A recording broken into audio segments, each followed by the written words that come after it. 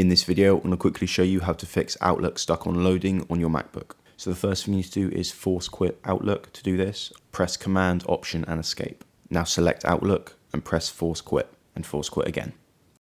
Now we're going to swap our default profile in case our original one is corrupted. To do this, open up Finder, go to Applications, tap with two fingers on Outlook and press Show Package Contents.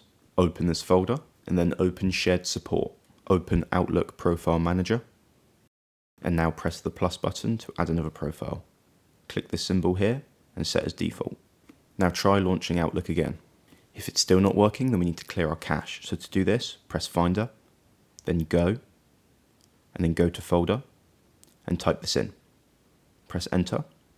Now press Edit, select all, File, and move to Bin.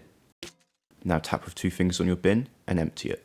So now you need to do this on your browser. So I'm on Chrome, so I'm going to click the three dots, go to Delete Browsing Data, make sure Cached Images and Files are selected, and select your time frame to just before this issue arose.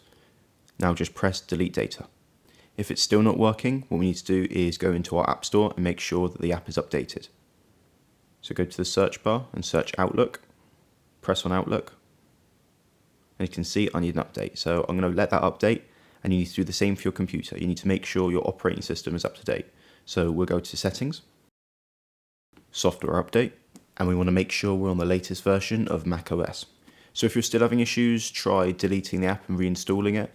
But if you followed all these steps, it should be working again. Thank you for watching the video. Let me know down in the comments below if you found this helpful.